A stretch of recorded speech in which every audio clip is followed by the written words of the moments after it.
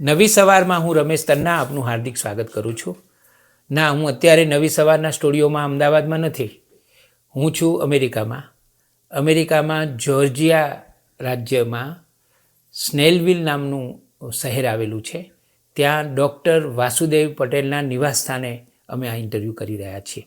વાસુદેવભાઈ, તમારું સ્વાગત કરું છું. તમને યાદ હશે કે તમારો પહેલો ઇન્ટરવ્યૂ અમે અમદાવાદમાં નવી સવારના સ્ટુડિયોમાં કર્યો હતો અને તમે એક અમેરિકામાં અધિવેશન કરવાના હતા, એ સંદર્ભમાં ઇન્ટરવ્યૂ હતો.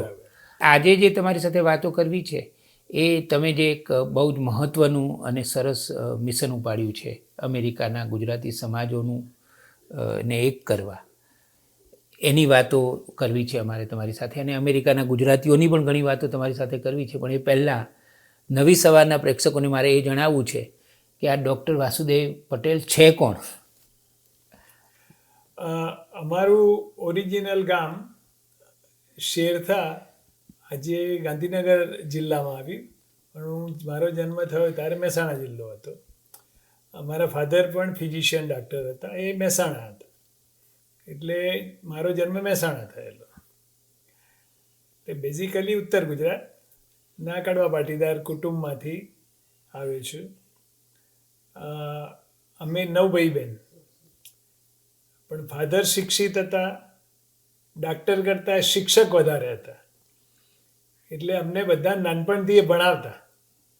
અને એમનો છોકરો ક્લાસમાં નંબર 1 જ આવે એ એમનો આગ્રહ. શું નામ એમનું? ડૉક્ટર ગિરધરભાઈ પટેલ. અને એમનો જીવ શિક્ષક હતો, પણ પ્રોફેશનલી ડાક્ટર બન્યા હતા.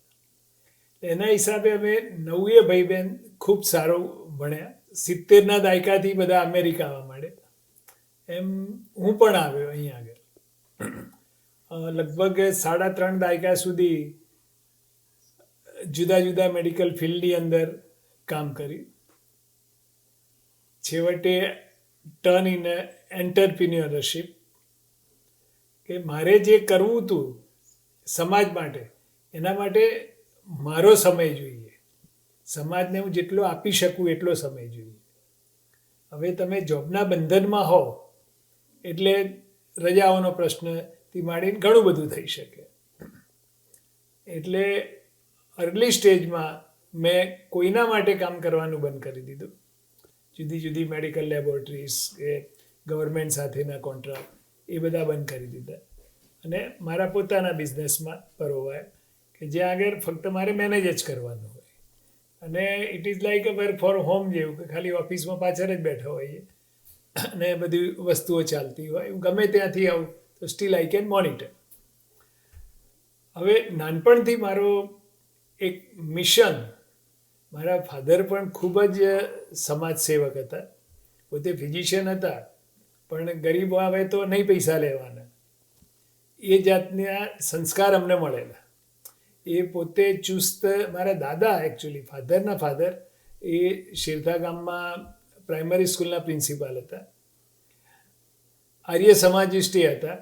એટલે એમના સંસ્કારો ફાધરમાં આવ્યા ને ફાધરના સંસ્કારો અમારામાં આવ્યા. એ તો એક રિફોર્મિસ્ટ તરીકેની વાત કરીએ તો મારા દાદા એ અમદાવાદમાં મને લાગે છે 1983-84માં એક જેઠાભાઈ પરમાર કરીને મેયર થયેલા, એ અમારા ગામના.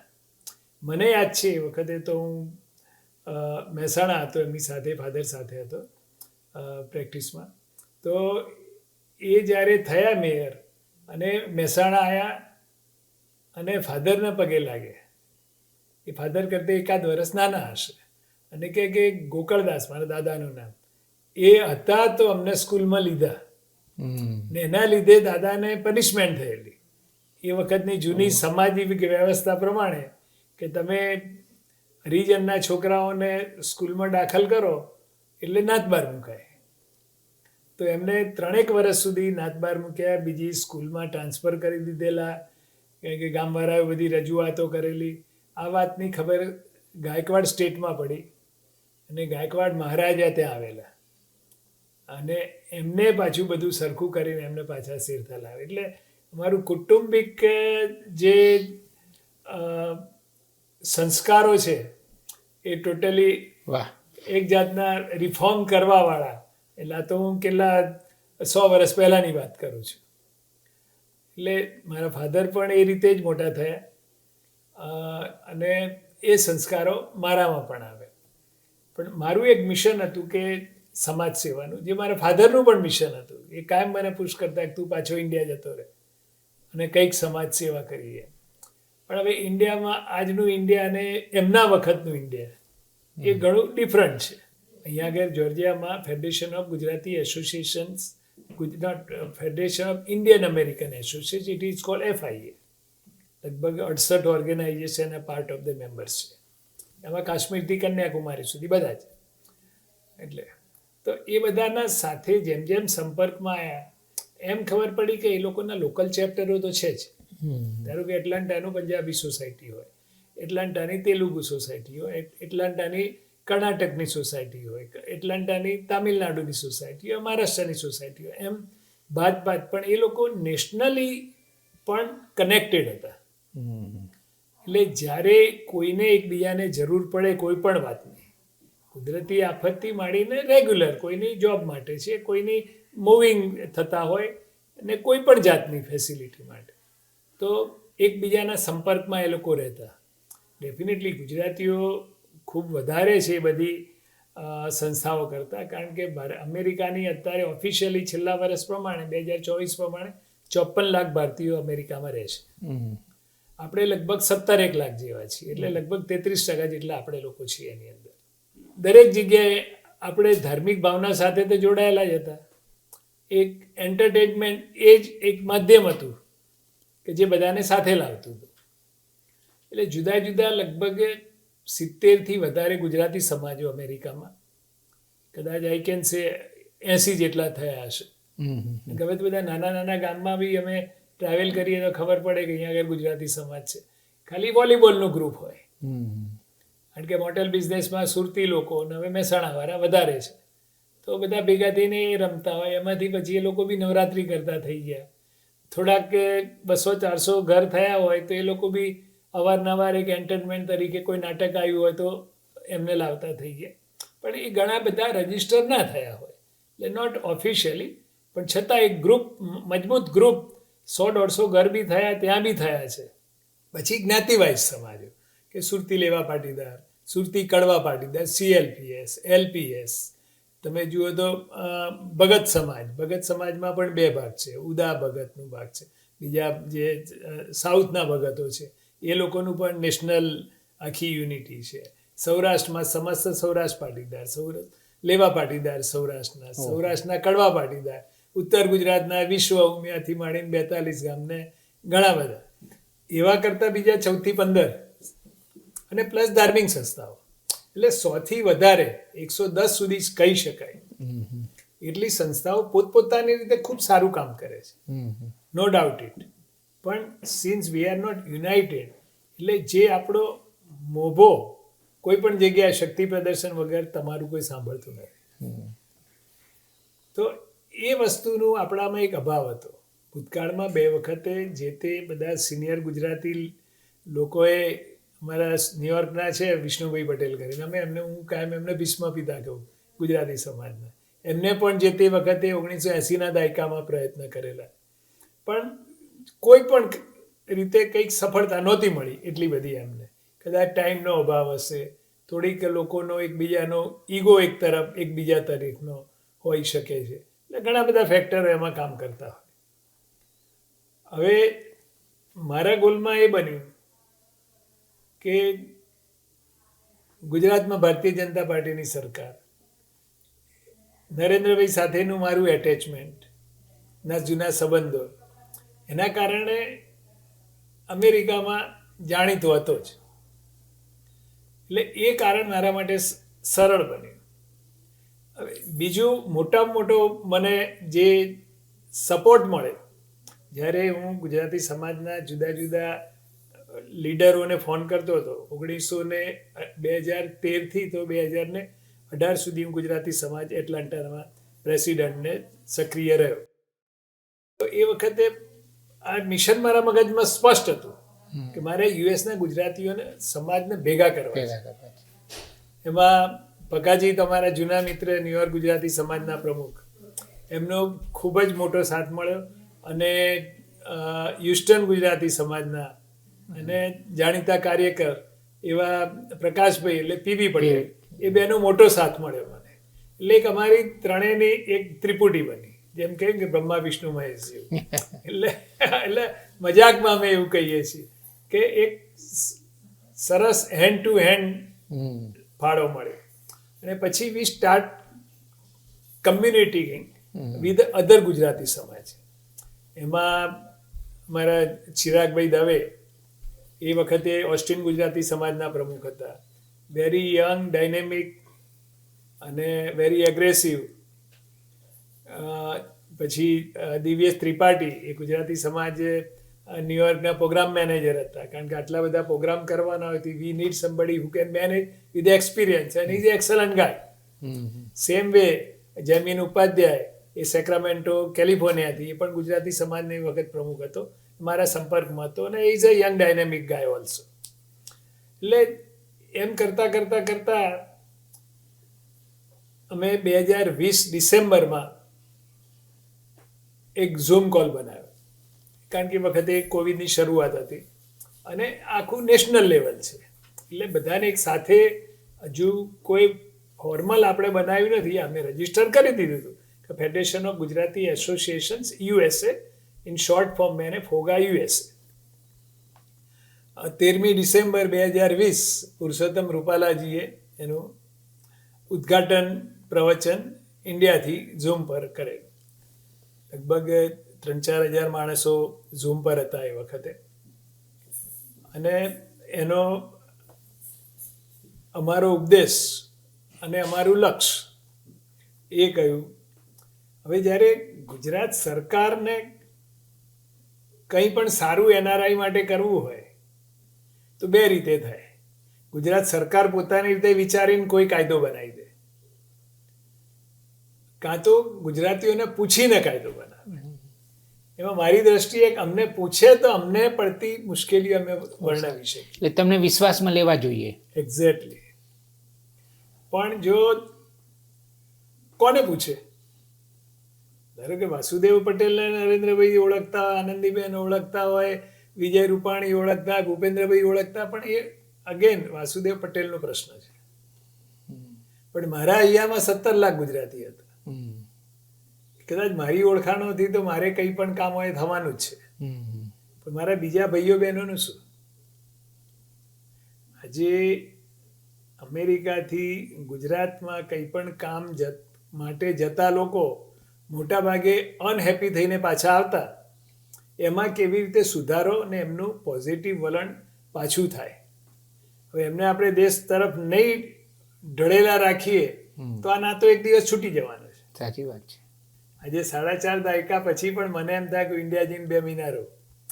ધર્મપત્ની રુચિતાને તો હજુ એવું થઈ ગયું છે કે મારે 4 મહિના 6 મહિના ને કંઈ વધારે સોશિયલ વર્ક કરવું છે ગરીબો માટે પોતાના ખર્ચે, અને કંઈક વધારે એને ગમે એવું કામ મળે તો એને પરમેનન્ટ ત્યાં રહેવું છે. પછી અહીંની NRI થશે, અમેરિકા મહિને 2 મહિના આવશે, બાકીનો ટાઈમ ત્યાં કાઢશે. એવો મોટાભાગનો સમાજ છે જે બધા ઘણા વર્ષો પહેલાં આવ્યા છે, પણ એક સારી ફેસિલિટી, કોઈ પણ કાયદા બનતા હોય તેની અંદર NRIઓની મુશ્કેલીઓ, એમને પડતી તકલીફો ભારતમાં આવે ત્યારે એ બધાનું સોલ્યુશન થાય તો ડેફિનેટલી લોકોને દેશ પ્રત્યે જે લાગણી છે એ તંતુ જળવાય. એટલે એના માટે પણ એક પ્લેટફોર્મ જોઈએ. આજે હું આટલો એક્સપોઝ થયો બીજી બધી કોમ્યુનિટીની સાથે, તો દરેકના આવા સ્ટ્રોંગ એસોસિએશનો હતા નેશનલ લેવલના, અને મોટાભાગના લોકોના તો વૈશ્વિક છે. તેલુગુનું તો એ લોકોનું ગ્લોબલ આખું એસોસિએશન છે, પંજાબીઓનું ગ્લોબલ છે, સેમ વે આંધ્રવાળાનું, કર્નાળા કુટુંબવાળાનું, બધાના તામિલોનું આખા વૈશ્વિક છે. ને અવારનવાર એ લોકો મળતા હોય, એટલે એમની સ્ટ્રેન્થ બધા દેશોમાં એકબીજાને મદદરૂપ થઈ શકાય અને કંઈ પણ પ્રશ્નો હોય તો હેલ્પફુલ થઈ શકાય. જ્યારે અહીં ગુજરાતમાં આપણે અમારા ચિરાગભાઈ, મેં જે વાત કરી ઓસ્ટિન ગુજરાતી સમાજના પ્રમુખ હતા, તો એ એમની ડેલની અંદર ખૂબ સારી પોઝિશન છે. I think is a vice president Dell International. તો જ્યારે એમની સાથે વાત કરતો હતો એટલે કે વાસુભાઈ તમારી વાત સાચી છે કે અમારા ત્યાં કંઈ ઓપનિંગ હોય ખૂબ સારી સેલરી સાથે ના હોય, પણ જેવું હજુ તો હ્યુમન રિસોર્સિસમાંથી એ વસ્તુ બહાર પડે કે 25 લેવાના છે કે 5 લેવાના છે કે 50 લેવાના, પણ કે અમારી ઓફિસમાં 100 અરજીઓ, આપણે કોઈનું ખરાબ નથી બોલતા, પણ તેલુગુ છે કે સાઉથ ઇન્ડિયનોની આઈ પડી જ હોય. મારે કહેવું હોય કે ગુજરાતીમાં ક્વોલિફાઈડ લોકો તો છે જ, પણ મારે એમનો કોન્ટેક્ટ કેવી રીતે કરવો કે આવું કોઈ પ્લેટફોર્મ હોય તો હું કરી શકું, સાચી વાત છે, કે માહિતી મૂકી શકું. એટલે that is why he was more interested to join. એટલે એમ કરતાં કરતાં છેવટે હું, પકાજી અને પ્રકાશભાઈ એટલે કે પીવી પટેલ, અમે લગભગ 35થી વધારે સ્ટેટમાં રૂબરૂ ગયા. અમે જે મેં કહ્યું ને કે પુરુષોત્તમ રૂપાલાજીએ ઝૂમ પર મિટિંગ કરી, એમને એમ પણ એ વખતે એમના શબ્દો હતા કે જો વિદેશના ગુજરાતીઓ એક થયા છે ને તો કે અમે તમારી પાસે આવીશું, તમારે અમારી જોડે આવવાની જરૂર નહીં, તમારા પ્રશ્નો ઓટોમેટિક સોલ્વ થઈ જશે. સાચી વાત. પણ સંગઠન એ શક્તિ છે, એનાથી અમે વધારે પ્રોત્સાહિત થયેલા એમના શબ્દોથી. પણ ઝૂમ પર મળીએ, થાય શું કે આજે કોઈ ગુજરાતી સમાજના પ્રમુખ થયા હોય, પ્રમુખ આવે, સેક્રેટરી આવે, વાઇસ પ્રેસિડન્ટ આવે કે કોઈ ચેરમેન, 2-4 જણા જોડાય, પણ એમની ટર્મ પૂરી થાય ને પછી મોટે ભાગે બધા નિષ્ક્રિય થઈ જતા હોય છે. એટલે આ વખતે 50 જણને મેં ફોગાનો ઉપદેશ જણાવ્યો, બધાને ગમ્યું કર્યું, પણ એ ગયા પછી એમને એમની કમિટીમાં કે નેક્સ્ટ કમિંગને કંઈ જાણ ના કરી હોય તો પાછું મિયા ઠેર કે ઠેર, અમારે નવું આવે ને પાછું એકથી સમજાવવું પડે.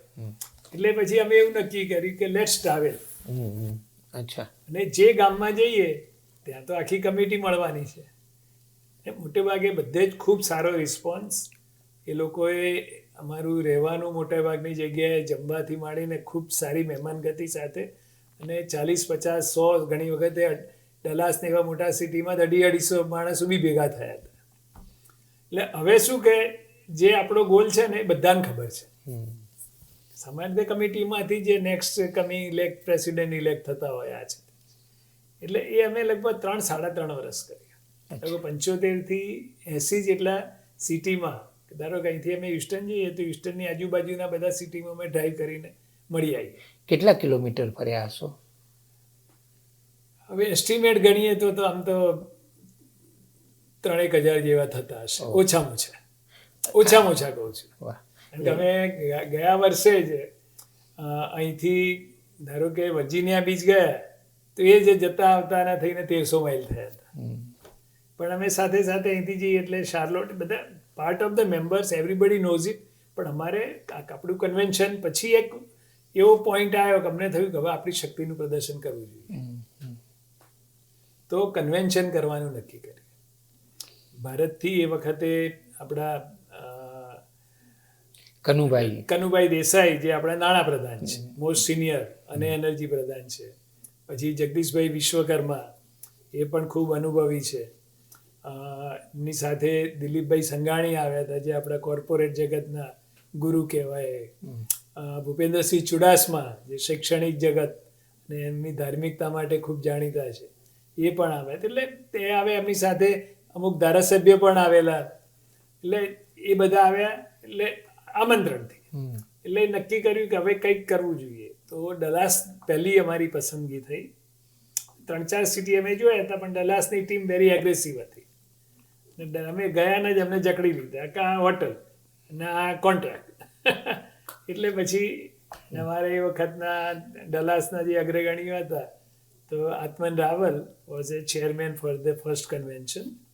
એની જોડે એમની આખી રમણ કાકા છે, ભાવિન મોદી છે, એટલે એમની આખી જે ટીમ હતી એ બધા જ લોકો વેરી એક્ટિવ. એમલ જ ઘણી બધી, એમલ એમ પણ મારી સાથે આખા અમેરિકામાં ફરે. એટલે ક્યાંય મને પૂછે વાસુભાઈ અહીં જાઉં છું મોન્ટેના, ત્યાં ગુજરાતી સમાજની માહિતી છે? કારણ કે એના બિઝનેસના રીતે ફરતો હોય, ના હોય તે જઈને ક્યાંક શોધી લાવે ને મારી જોડે કનેક્ટ કરાવે. એટલે એવા સરસ વાઇબ્રન્ટ લોકો મળ્યા. એટલે વી ડીડ ઇટ. લગભગ 3200 થી 3500 લોકો આવ્યા. પહેલું જ હતું એટલે we did not focus too much, કારણ કે ફંડ રેઝિંગથી માંડીને ઘણા બધા આવડી મોટી ઇવેન્ટ કરો એટલે લાખોમાં પહેલા જ અધિવેશનમાં 3200 થી વધારે લોકો આવે એ તો ખરેખર સફળતા જ કહેવાય. અને સી કે અમારો એટલે અમે આટલા બધા સિટીમાં ફર્યા ને, તો જો કોઈ ડાક્ટર મળે ને તેને એમ કહું કે ભાઈ તમારાથી બીજું સમય ના આપી શકાતો હોય પણ ગુજરાતથી કોઈ ફરવા આવ્યા હોય, ધારો કે તમે આવ્યા છો કે કોઈના પેરેન્ટ્સ અહીં એનઆરઆઈ બાળકો રહેતા એમના પેરેન્ટ્સ ફરવા આવ્યા હોય, હવે ડાયાબિટીસ છે, બ્લડ પ્રેશર છે, કોમન રોજ જે દવા ખાવાની એ છે, હવે 3 મહિના માટે આવ્યા એને કદાચ 6 મહિના રહેવાનું થયું, તો ગોળીનું શું, દવાનું શું? ને હું તો આ બધાનો સાક્ષી છું કે પેરેન્ટ્સને અહીં આ પછી સાંભળ્યું હોય કે મેડિકલ તો બહુ મોંઘું છે, એટલે જો ડૉક્ટર ત્યાં જઈશું ને આ દવા લાવીશું તો 800,000નો ખર્ચો થશે મારા છોકરાને બિચારાને, એટલે કે વાંધો નહીં, હું 2 મહિના નહીં ખાઉં, શું લૂંટાઈ જવાનું છે, which is hurting is health. અને લિટરલી 40 થી 50% છોકરાઓને એવું થતું હોય કે પેરેન્ટ ના કહે તો સારું મારા 1000 બચે. આ વાસ્તવિકતા છે કે ચોક્કસ 50% તો વેલ ટેક કેર કરતા જ હોય છે, પણ બધામાં અમુક વસ્તુ હોય. એટલે આ વસ્તુ મેં આટલા વર્ષોના મારા 4.5 દાયકાના અમેરિકાના સ્ટેમાં જોયેલી છે. કોઈ બી ડાક્ટર મળે એને એમ કહું કે એટલીસ્ટ એની બેઝિક તપાસ કરો, વિચ ડઝન્ટ કોસ્ટ યુ, તમારી સર્વિસ આપો છો, જો તમારી જોડે સેમ્પલ હોય તો સેમ્પલ આપો, નહીં તો પ્રિસ્ક્રિપ્શન લખી આપો, કારણ કે એ પછી પ્રિસ્ક્રિપ્શન એટલા મોંઘા નથી આ દેશમાં સમહાવ જે રૂટીન દવાઓ માટેના. અને મને આજ સુધી એક પણ ડાક્ટર એવો નથી મળ્યો કે જેને કહ્યું હોય કે ના અમે આવું તો કરીએ જ છીએ આમ તો, પણ તમે કહ્યું તો અમને વધારે જાગૃતિ મળી.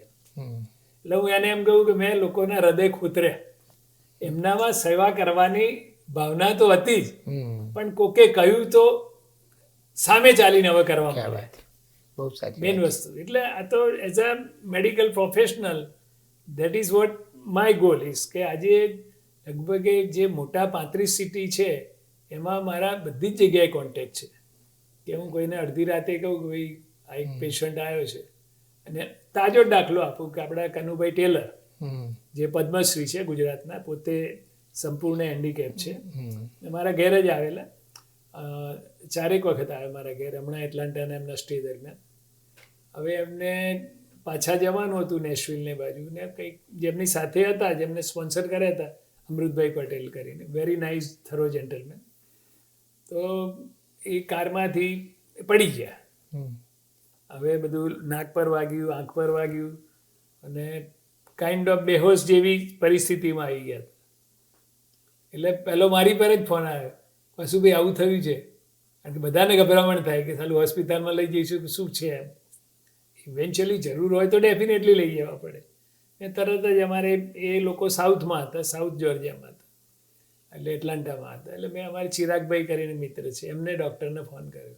ચિરાગભાઈ કહે કશો વાંધો નહીં, ચિંતા ના કરશો, તરત મોકલે. એમનું બધું તપાસ્યું, વાઇટલ સાઇન ને બધું તપાસ્યું, બધું બરાબર હતું, ઓઇન્ટમેન્ટ ને બધું આપ્યું, એમના ત્યાં હતું, એ નાની મોટી વસ્તુ બહારથી લખી આપી. છતાં એમને ઘરે આવ્યા તો બી રાત્રે 3-4 વખત નાકમાંથી બ્લડિંગ થયું. એટલે એવું સસ્પેક્શન થયું કદાચ માથામાં ખોપરીમાં કંઈ વાગ્યું હોય તો, કારણ કે પડ્યા અને માથે તો વાગેલું જ હતું.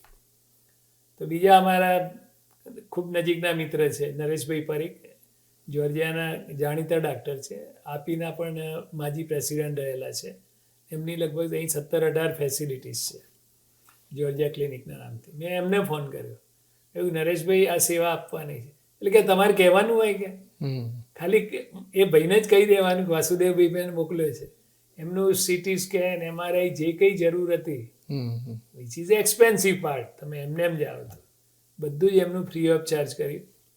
પાછું બીજા દિવસે એમનો રિપોર્ટ બી આપ્યો, પાછું ત્રીજા દિવસે મને ફોન કરીને બી કીધું, અને ગઈકાલે એમનો રિપોર્ટ આખો જે પ્રિન્ટ થઈને આપેલું તો એમને જોયું હોય, પણ જે પ્રિન્ટેડ રેડિયોલોજીસ્ટ જોઈને આવે એ પાછો મને મોકલી આપ્યો, મેં કનુભાઈને મોકલી આપી. ધીસ કાઇન્ડ ઓફ સર્વિસ આપણે કોને આપી શકીએ?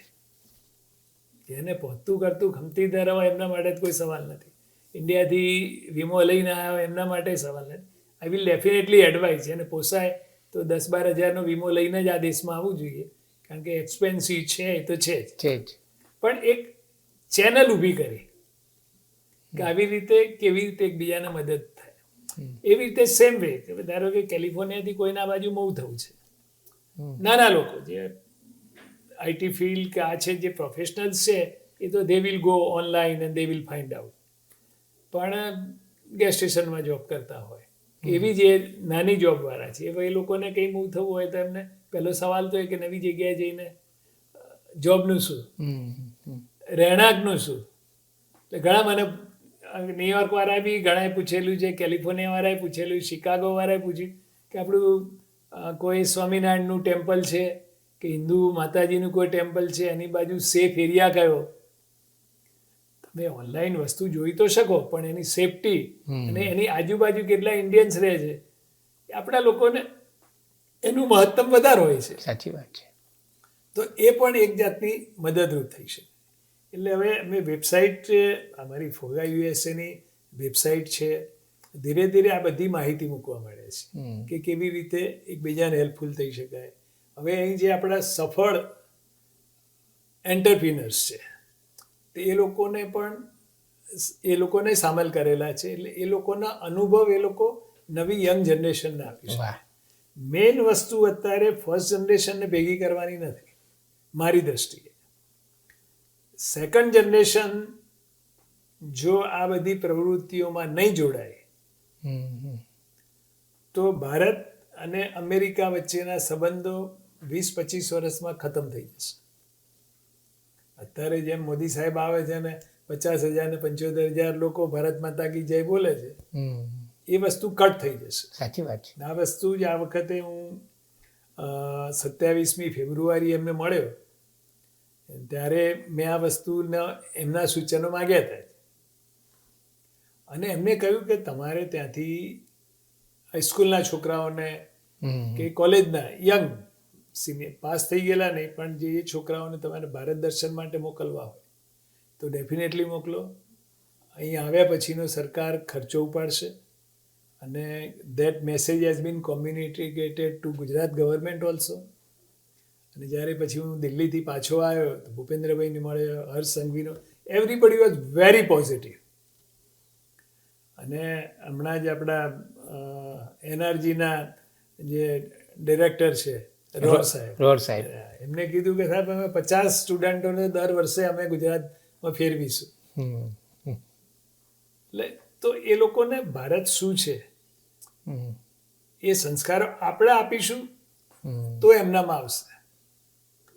અને બીજું ભારતના આપણા લોકોને હું તો જાહેરમાં સ્ટેજ પરથી કહું કે તમે ભારત જાઓ બાળકોને લઈને તો તમારી ધાર્મિકતા એમના ઉપર ના ઠોકી બેસાડશો. કારણ કે હવે જો કે ઘણા બધા સ્વચ્છતા આવી છે, ઘણું બધું ઇમ્પ્રુવમેન્ટ છે. એમાં તમે અંબાજી જુઓ, પાવાગઢ જુઓ, એ બધું તો સરસ રોપવે ને ઘણી બધી સરસ સગવડો થઈ. દ્વારકા જુઓ, સોમનાથ જુઓ તો 5 સ્ટાર હોટલો થવા માંડી છે.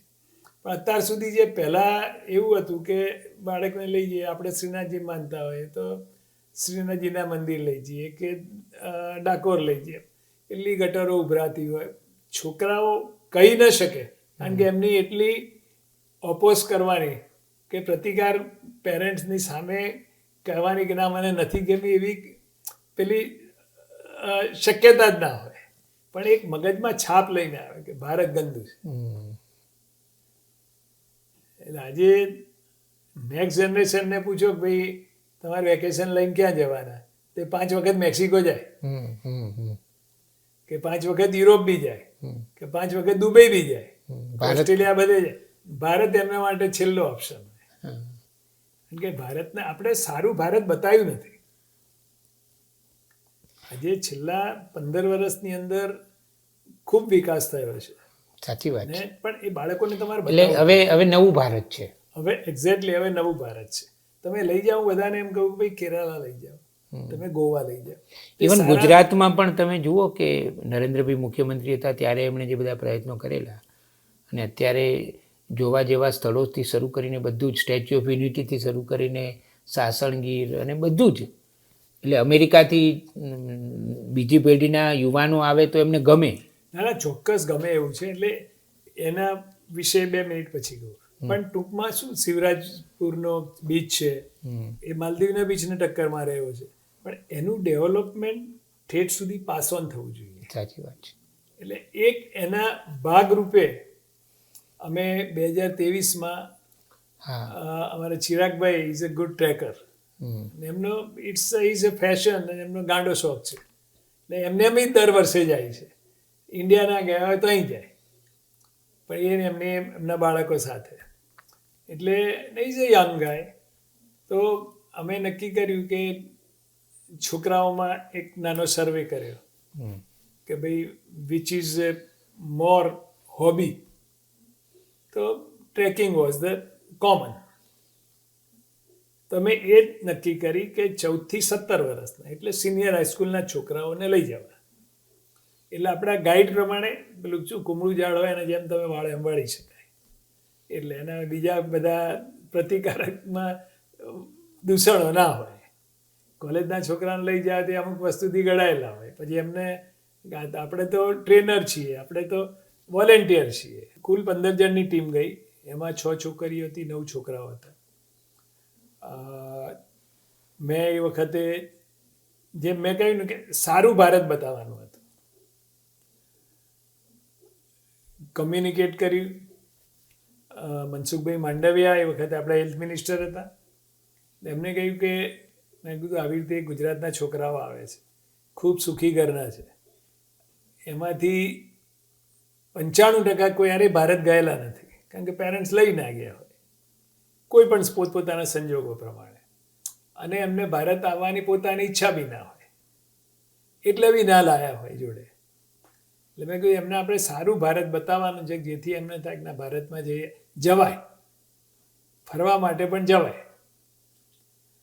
તો એમને Garvi Gujarat, which is a top most residential, જે અટલ શબ્દ વાપરીએ કે ગુજરાત ભવન વાપરીએ, તો એની અંદર એમને 8 રૂમો કરી આપી.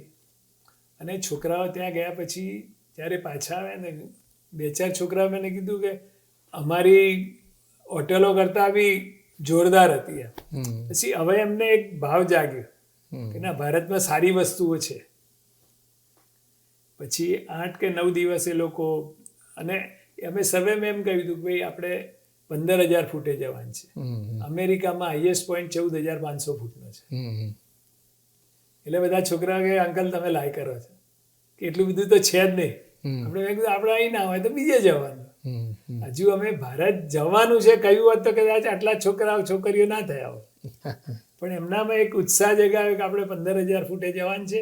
એટલે એમના પિયર્સ ગ્રુપમાં બી એમનો વટ પડે. સાદી ભાષામાં કહીએ કે અહીં ગયા હોય એમના જે ટ્રેકર ફ્રેન્ડ્સ, તો હાઈએસ્ટ બહુ તો ગયા હોય તો 14,500 પર ગયા હોય, પણ આ 15,600 કરીને આવ્યા હોય તો એમનો વટ પડે એમનામાં. હું તો તારાથી વધારે, કારણ કે એ જ એવી છે. મેં કીધું આપણે ઇન્ડિયા જવું પડશે, બુરાન ઘાટી. ને ચિરાગભાઈએ આખી જ લોજિસ્ટિક વ્યવસ્થા કરી દીધેલી જ હતી. એમની જોડે એક ફિઝિયોથેરાપિસ્ટ, સામાન ઉપરવાળા શેરપાઓ, બધી જ સગવડ હતી. જઈને ત્યાંથી આવ્યા, પાછા આવ્યા. પછી અમારે એમને એક સોશિયલ વર્ક શીખવાડ્યું હતું. તો સિત્તુરની બાજુનું એક કોઈ ગામ હતું, એમાં ચિરાગભાઈ હેઝ મેનેજ દેટ વન, કે છોકરાઓને અહીં એમ કહ્યું કે ભાઈ તમારી એજના જે છોકરાઓ ત્યાં છે એમની જોડે સારા કપડાં નથી, પેન્સિલો બી નથી, નોટ બી નથી, કારણ કે ત્યાંનું ધોરણ એવું છે ગરીબના છોકરાઓએ. તો આ લોકોએ પોતાને જે હાથખર્ચી મળતી હોય કે બીજી રીતે પણ એમને $2,000 થી $3,000 ભેગા કર્યા, એમાંથી વસ્તુઓ લાવીને વેચી. ને છોકરાઓને અંદરથી એટલી બધી ખુશી થઈ કે અમે કોઈકને મદદ કરી. આ બધી વસ્તુ તમે એમની ગમતી વૃત્તિઓમાં રોપીને એમને પોઝિટિવ કરી શકો. બહુ સાચી વાત છે. એ પછી ભૂપેન્દ્રભાઈ સાથે મારે વાત થઈ ગયેલી હતી. તો ભૂપેન્દ્રભાઈને મળ્યા, ને એમનો તો સ્વભાવ છે દાદાનો, ખરેખર દાદા જ છે. દરેક સ્ટુડન્ટો જોડે બધી એમના પેરેન્ટ્સ, કયું ગામ, શું કરે છે એ બધું પૂછ્યું. લગભગ 2-2.5 કલાક સુધી એમના ઘરે. એટલે છોકરાઓને એમ થયું કે અહીં મુખ્યપ્રધાન નથી હોતા, અહીં ગવર્નર હોય છે એ પોઝિશન. અમે તો ગુજરાતના ગવર્નરના ત્યાં જમ્યા. એટલે દરેકને સર્ટિફિકેટ આપ્યા, દરેકની જોડે ઇન્ડિવિજ્યુઅલ ફોટા પડાયા. એટલે એક સારો PR ઊભો થયો. પછી છોકરાઓને મારે મુળુભાઈ બેરા સાથે પણ વાત થઈ હતી. એટલે ટુરિઝમવાળાએ એમને આપણી સ્ટેચ્યુ ઓફ યુનિટી બતાવી, જે સારી સારી વસ્તુ. અમૂલ ડેરીમાં લઈ ગયા, બતાવ્યું કે આ દુનિયાની મોટી ડેરી છે. અહીં બેઠેલા લોકોના મગજમાં કૂવાના દેડકા જેવું છે. એમને એ દેડકો જ મોટા, એની બહારનું કશું દુનિયામાં જે છે અહીંનું જ સારું છે. એમે એમને IIM બતાવી કે જે IIMમાંથી સુંદર પિચાઈ, અજય બગ્ગા જે વર્લ્ડ બેંકનો ચેરમેન છે, એવા લોકો પાસ થઈને ગયા. એટલે હવે એમને ખબર પડી કે અહીંની એલ યુનિવર્સિટી કે સ્ટેનફર્ડ યુનિવર્સિટી કે હાર્વર્ડ જ એકલી ગ્રેટ નથી. એ હાર્વર્ડના ડીન બધા ઇન્ડિયાથી પેદા થઈને આવેલા છે. પણ તમારે એમને સમજ આપવી પડે. અને એમના ગમતા વિષયથી એમને એમ કહ્યું કે ચાલો તમને આ બતાવે, NID બતાવવા લઈ જાઉં છું, દુનિયાની one of the best designing. તો કોઈ આવ્યું ના હોત. કે IIM બતાવવા લઈ ગયા હોત તો કોઈ એ બધા નામથી ના આવ્યા હોત. પણ ત્યાં લઈ ગયા અને આ બધું બતાવ્યું, તેમના મગજ ખીલે. એટલે પાટણની વાય, આપણું હેરિટેજ બધું બતાવ્યું. અમદાવાદનું હેરિટેજ ટૂર કરાવડાવી મનીષભાઈ શર્મા છે એમના સહકારથી. એટલે શું કે એક જાતનું એમનામાં પણ ઇન્ડિયા પ્રત્યે પ્રાઉડ થયું. સાચી વાત છે. પછી ઇન્ટરવ્યૂ અપાવડાયા એમના. એટલે ખરેખર એમને એમ થયું કે ના અમે કંઈક છીએ. ઇન શોર્ટ એમના મગજમાં એવું બેસાડ્યું કે પોતે કંઈક છે.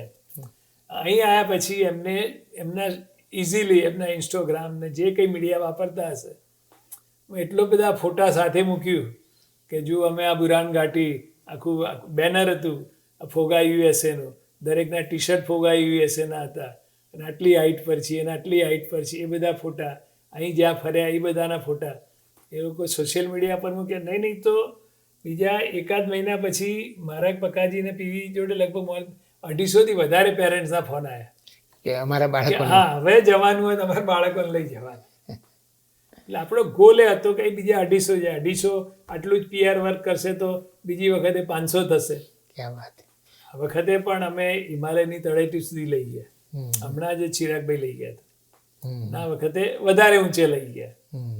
અને આ વખતે વિચાર છે કે ડિસેમ્બરમાં વાઇલ્ડ લાઈફ. એટલે મેં નરેન્દ્રભાઈને મળ્યો ત્યારે મેં પૂછ્યું હતું કે આ બધું જે કંઈ activity, he was very happy, very impress. ને that's what he was positive. એમાં એમના કાયમ પોઝિટિવ વિચારો જ આવતા હોય. એમની પાસેથી ઘણા આપણે એના ધારે એવા સારા સૂચન પણ મળતા હોય છે. તો કે અહીં જજો, તમે આસામમાં અહીં જજો, અરુણાચલ પ્રદેશમાં અહીં જજો, તમને સરસ પક્ષીઓ જોવા મળશે. આ છે વાઇલ્ડ લાઈફના. એટલે હવે આ રીતે પણ અહીંની પેઢીને ભારત સાથે જાળવી શકાય. આ તો જાણીને ખરેખર હું બહુ જ રાજી થયો. કારણ કે એક બાજુ તમે અમેરિકાના ગુજરાતી સમાજો અને સંસ્થાઓનું સંગઠન કરી રહ્યા છો, અને બીજી બાજુ નવી પેઢીમાં ભારત અને ગુજરાતનો પ્રેમની ફિલિંગ ઊભી કરી રહ્યા છો. અહીંયા રિફિલિંગનું કામ થઈ રહ્યું છે ને ત્યાં ફિલિંગ ઊભી કરવાનું કામ થઈ રહ્યું છે. એક સાથે ફિલિંગ અને રિફિલિંગ બંને કામ તમારી સંસ્થા કરી રહી છે. મે 2026માં આપણું શું આયોજન છે? હવે મે 2026 અત્યારે ઓર્લાન્ડો અમે નક્કી કર્યું છે. છેલ્લી ફાઇનલ કોન્ટ્રાક્ટ ચાલી રહ્યા છે ફૂડને બધાના. જેમ મેં કહ્યું કે ગયા વર્ષે 2024માં પહેલું કન્વેન્શન કર્યું, 2026માં બીજું કન્વેન્શન. દર 2 વર્ષનો પ્લાન છે. જો બને શક્ય હોય ત્યાં સુધી, કોઈ વખતે 3 વર્ષ પણ થાય. આ વખતનું ગઈ વખતે જે 3200થી 3500 હતા, આ વખત કદાચ અમે 8,000 થી 10,000નું ટાર્ગેટ ગુજરાતીઓને ભેગા કરવાનું છે. સાથે સાથે અમે નરેન્દ્રભાઈ આગળ એ પણ રજૂઆત કરી હતી કે હજુ જોઈએ એટલા પ્રમાણમાં નાના બિઝનેસમેન વાઇબ્રન્ટમાં નથી આવતા. તો એના માટે ગુજરાતમાંથી સરકાર અહીંયા આવે તો અમે પ્રયત્ન કરીએ કે 2-3 સ્ટેટના ગવર્નર, હમ. એમના ઇકોનોમિકલ ડેવલપમેન્ટ જે ઓફિસર્સ હોય એ સાથે આવે, પહેલાં ત્યાંથી 3-4 મહિના પહેલાં કમ્યુનિકેશન થાય કે ગુજરાતમાં ક્યાં ક્યાં ઇન્વેસ્ટમેન્ટની તકો છે, કયા ઉદ્યોગોમાં છે, ને અહીં વાળાને કયા કયામાં કરવું છે. તો એ નાનું નાનું કરીને કરશો ને તો પણ મોટી તકો મળી રહેશે. એકદમ સાચી વાત છે. એટલે નરેન્દ્રભાઈ એગ્રી. અમે ગુજરાત આવ્યા, ભૂપેન્દ્રભાઈને મળ્યા, હર્ષ સંઘવીને મળ્યા, એમની સાથે બધા IAS ઓફિસરો પણ હતા. એટલે મેં કીધું એક વખત તો પ્રયત્ન કરો. એટલે હર્ષ મને કે વાસુભાઈ એક વખત નહીં 2 વખત કરીએ, 3 વખત કરીએ, કે પહેલી વખત કદાચ ના સફળ થવા એવું બને એમ. એટલે દે આર વેરી પોઝિટિવ. અને તો વાઇબ્રન્ટ ગુજરાતમાંથી અમેરિકા પણ આવે એવું. એટલે અમે એને ઇન્ટરનેશનલ મિની વાઇબ્રન્ટ મેં શબ્દ વાપર્યો બરાબર છે. કે લેટ્સ ટ્રાય ધેટ વે. અને એ ખરેખર કરવા જેવું છે, કારણ કે જે નાના વેપારીઓ, ઉદ્યોગપતિઓ, રોકાણકારો, એ લોકો પછી ગુજરાત સાથે એમનો એક સેતુ બંધાઈ જાય. એ ગુજરાત ટેક્સટાઇલનું છે. એ લોકો 3 વર્ષ પહેલા અહીં એટલાન્ટા આવ્યા. એમને આપણું સુરતનો ટેક્સટાઇલ નાના નાના જે ઉદ્યોગકારો છે બધા, વિવિંગ મશીનવાળા, સંચાવાળા, એમની જોડે અશોકભાઈ ઝવેરી હતા જે એમના પ્રેસિડેન્ટ છે, ને એ બધા અહીં આવ્યા હતા. તો અમારો સંપર્ક કર્યો, કોન્સ્યુલેટ જનરલનો સંપર્ક કરી આપ્યો, સ્ટેટમાં ચેમ્બર ઓફ કોમર્સ જોડે વાત કરી કે જે અહીંના હોલસેલ વેપારીઓ હોય અને આ ત્યાંથી આવ્યા છે તે લોકોને અમારું કામ તો ભેગા કરી આપવાનું છે. પછી પોતપોતાની રીતે કઈ વિશ્વની યાદથી કે જે કામ થાય એ પછી પોતપોતાની રીતે ડેવલપ થાય. એટલે એક એના પરથી એક વિચાર એ પણ આવ્યો કે આપણે મોટા પાયે બોલાવીએ.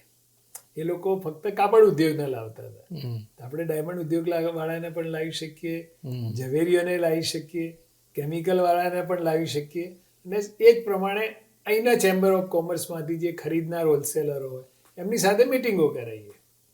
તો એક B2B જે સામાન્ય રીતે કહેવાય છે બિઝનેસ ટુ બિઝનેસ, પણ મેં એને નામ આપ્યું G2G, ગુજરાતી ટુ ગુજરાતી. પહેલાં ગુજરાતી ટુ ગુજરાતી કરે, ના મળે તો પછી કોઈ બી સનાતનીમાં જાય કે કોઈ પણ ઇન્ડિયનમાં જાય, ભલે કદાચ 1 પૈસો 2 પૈસા વધારે ભાવ હોય તો પણ પોતાનો છે. એવી રીતે એકબીજાનો સહકાર થાય.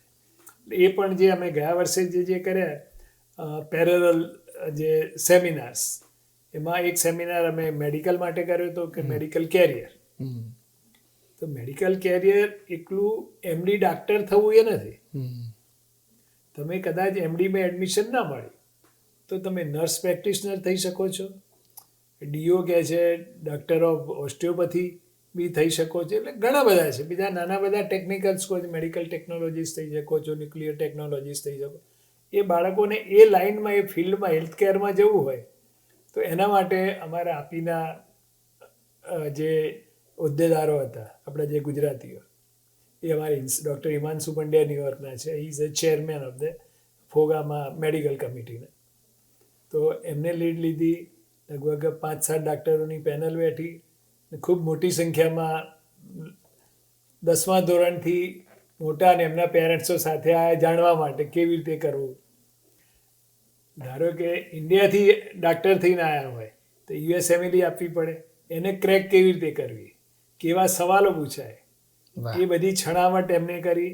અને હિમાંશુભાઈનો જે વિડીયો હતો, મને લાગે મેં છેલ્લે જોયો ત્યારે તો 60,000થી વધારે લોકો જોઈ ચૂક્યા હતા યુટ્યુબની અંદર. એટલે એટલો પોપ્યુલર થયો. એવી રીતે સેમ જ હેર ઇમ્પ્લાન્ટ, એના માટેનો બી એક સેમિનાર હતો. કોઈ ઇન્ડિયાથી આવ્યા હતા કે ભાઈ બાળક જ પુરુષ બાળક જ કરવો હોય બોય, તો એના માટેની કેટલીક વિધિઓ, એનો પણ. એટલે અમે જે પેરેલલ સેમિનાર કર્યા હતા બધા હાઉસફુલ હતા. સામાન્ય રીતે એઝ અ મેઇન ઓર્ગેનાઇઝર અમે બધી જગ્યાએ ફરતા, પણ અમને અંદર જવાની જગ્યા નહોતી મળતી, એટલું ચિક્કાર હતું. એટલે આ વખતે પણ એમાં અમે થોડીક વધારે વસ્તુઓ ઉમેરવાનો પ્રયત્ન કરીએ છીએ કે જેથી કરીને વધારે એટ્રેક્ટિવ ને જેથી નવી જનરેશન જોડાય. મૂળ વસ્તુ એ છે. અને અમારા ત્રણેયનો ધ્યેય એ છે કે આમ તો અમારા દિવ્યેશભાઈ છે કે ચિરાગભાઈ છે કે જયમીન છે, એ બધા હજુ 40થી નીચેના છે, એટલે યંગ જનરેશન જ કહેવાય. પણ એમની સાથે અમે થોડાક વખતમાં ખસી જઈએ અને બીજી નવી જનરેશન પોતાની રીતે મેનેજ કરે. We are the only guiding force. ક્યાં વાત કે અમુકની બહાર ના જતા રહે, તો જ એમને કરવા દઈશું તો they have lot of energy, lot of different ideas કે જે આપણને નથી ખબર. અને દરેક વખત મોટાભાગના ગુજરાતી સમાજો મેં જોયા છે બધા વાત કરે કે જ્ઞાતિના સમાજો બધા વાત તો એમ કરે કે યંગ જનરેશન લાવવાનું, પણ કાકા કાકીએ બહાર ખસતા નથી. અને એ અઘરું હોય છે. અને એ અઘરું હોય છે. ખસ્યા તોય પોતાનો કબજો ટોટલ હું કહું એમ જ થાય. ને એ જ્યાં સુધી નહીં છોડીએ ત્યાં સુધી નવી જનરેશન નહીં આવે. એટલે વાસુભાઈ, કેટલી બધી વાતો છે તમારી પાસે અને કેટલી બધી જાગૃતિ સાથે તમે કામ કરી રહ્યા છો. હજી હમણાં તો સંસ્થા તમે શરૂ કરી, આટલા બધા કિલોમીટર ફર્યા અને અત્યારથી જ એવી કાળજી તમારા મનમાં તો છે જ કે ભાઈ આપણે ચીપકી નથી રહેવાનું. એટલે અત્યારથી તમે નવી પેઢી પણ તૈયાર કરી રહ્યા છો. જે યુવાનો છે અમેરિકામાં વસતા મૂળ ગુજરાતી યુવાનો, એને ભારત સાથે જોડી રહ્યા છો, સમજણપૂર્વક જોડી રહ્યા છો. તમારી સાથે તો ઘણી બધી વાતો કરવાની છે હજી બાકી, પણ આ પહેલો મણકો અહીંયા હું પૂરો કરું છું. બીજા મણકામાં વાસુભાઈ તમારી સાથે જે અમેરિકાના ગુજરાતીઓ છે એ ગુજરાતીઓના સંદર્ભમાં ઘણી વાતો કરવી છે. એમના વેપાર ધંધા વિશે, એમના પ્રશ્નો વિશે, એમના પરાક્રમો વિશે, અને એમની કોઈ પીડા હોય, પ્રશ્નો હોય, તો એ બધા વિશે પણ તમારી સાથે ઘણી મારે વાતો કરવાની છે. જરૂરથી એ આપણે બીજા મણકામાં વાતો કરીશું. અને એક સાચી દિશામાં અમેરિકાનો આખો ગુજરાતી સમુદાય આગળ વધી રહ્યો છે એવું મને લાગે છે. છેલ્લે હું મનુભાઈ પંચોળીને યાદ કરીને આ સંવાદને અહીંયા રોકું છું. મનુભાઈ પંચોળી વર્ષો પહેલાં અમેરિકા આવેલા, ગાંધીવાદી, કેળવણીકાર. એમણે ઇઝરાયલના એક ઇતિહાસકારને પૂછેલું કે અમારા ભારતમાં એક એવું મુદ્રાલેખ છે કે સત્યમેવ જયતે, તો શું સત્ય હંમેશા જીતે છે? ત્યારે વાસુભાઈ એ ઇતિહાસકારે થોડો વિચાર કરીને પછી એવો જવાબ આપેલો કે સત્ય હંમેશા જીતે જ છે એવું ઇતિહાસની રીતે તો હું નહીં કહી શકું, પણ સંગઠિત સત્ય હંમેશા જીતે છે એવું એ ઇતિહાસકારે કહેલું. અને તમે સંગઠનનું ઉત્તમ કામ કરી રહ્યા છો, એ માટે તમને હું અભિનંદન આપું છું. હું ગુજરાતથી આવ્યો છું એટલે આખા ગુજરાત તરફથી તમારો આભાર પણ માની લઉં છું. ખૂબ ખૂબ આભાર. અને આપણે નવી સવારમાં ફરી એક વખત મળીશું અને ત્યારે જે બાકી રહી ગયેલી વાતો છે એ વાતો કરીશું. તમે નવી સવાર માટે અમને આટલો સરસ ઇન્ટરવ્યૂ આપ્યો. જે ટેબલ ઉપર આપણે બેઠા છીએ એ ટેબલ ઉપર જ તમે અમને ગુજરાત તરત યાદ આવી જાય એવું પાક્કું ગુજરાતી ખાણું પ્રેમથી ખવડાવ્યું અને અમારો આટલો આતિથ્ય સત્કાર કર્યો, એ માટે પણ હું તમારો આભાર માનું છું.